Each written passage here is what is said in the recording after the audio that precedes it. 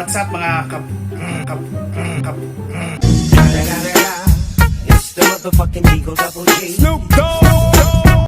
Diba, andito na naman po tayo sa isang edisyon ng aking vlog at ipapakita ko sa inyo kung paano natin i-upgrade ang PC ko with this solid state drive. Kung bago ka pa sa aking channel, pakiclick lang yung subscribe button at don't forget to click the notification bell para updated ka sa mga videos na i-upload ko. So ito na pala yung SSD na hinihintay ko. So this is Golden Fear. So that's the brand of the SSD. So I'm going to, actually nabuksan ko na siya kanina. So ito na siya guys. So this is how it looks like. Golden Fear solid state SSD 2.5 SATA drive. And kung titingnan ninyo, medyo magaan lang siya. And this is just 120 gigabytes. So medyo magaan lang siya. And kahit ibato mo pa to, hindi siya basta-basta masisira. Well, the substance is somehow made of plastic, but you know, I think this should last longer than an ordinary hard drive. So ang una nating gagawin guys is that we will identify kung saan natin ilalagay yung SSD. Now, aside from the SSD, bumili pala ako ng anong tawag nito? SSD hard drive bracket. Okay? It's actually a 2.5 SSD HDD to 3.5 inch metal mounting adapter. So ito yung nabili ko guys. So this is actually made of metal. So bubuksan natin siya.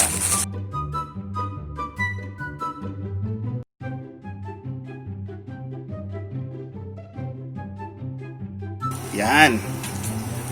Okay. So ang gagawin natin is we will mount this one dito sa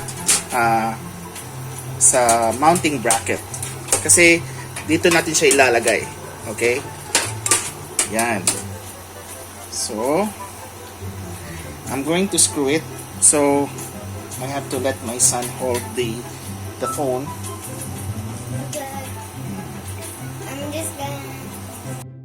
So dito natin ilalagay yung SSD sa mounting bracket na to. So good thing that the mounting bracket comes with screws.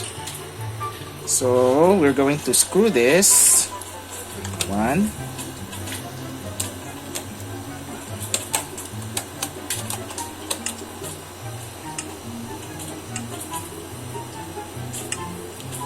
And you know, the screw is so tiny, not that tiny though, but it's very, ayan.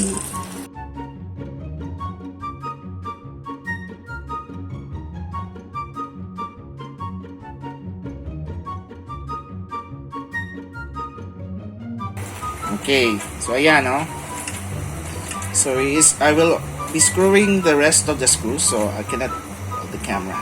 Hang on. Ayan na guys, so na-mount ko na yung SSD sa mounting bracket. So now I'm ready to put it right here. Okay. So ayan na siya guys, nalagay ko na pala yung SSD dito with the mounting bracket. Tapos I also have my secondary hard drive. Okay, so we will now put everything back to where it was, and let's see kung gagana siya. Okay, ayan, let's see kung madedetect yung, ayun, nadetect silang dalawa. Ayan, very good. Natin ha. Ayan, andyan na yan si SSD. Ayan.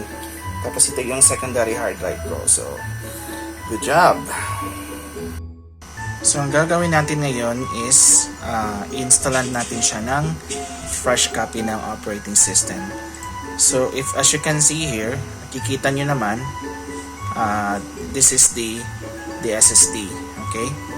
So we will be installing them with a fresh copy of the OS. So i-delete na natin to. Tapos this one will be installed with a fresh copy. Ayan. Okay. Ayan na guys. So we're going to install now. Here we go. So the installation would take a few minutes, but as per my experience, mabilis talaga si SSD when in terms of performance and so we will see later on. So ayan na siya guys. It's actually finishing up the installation, so ang dali lang, di ba?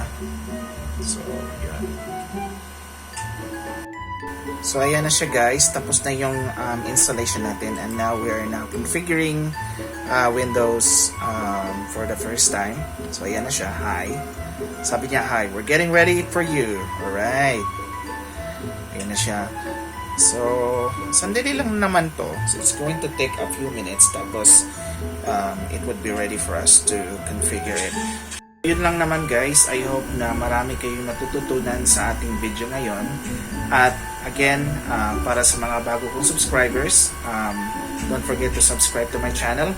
And also sa video ito, you can comment down below kung meron kayong mga tanong or meron kayong mga suggestions, and we would really appreciate it. Salamat sa inyong panonood at magandang araw sa ating lahat.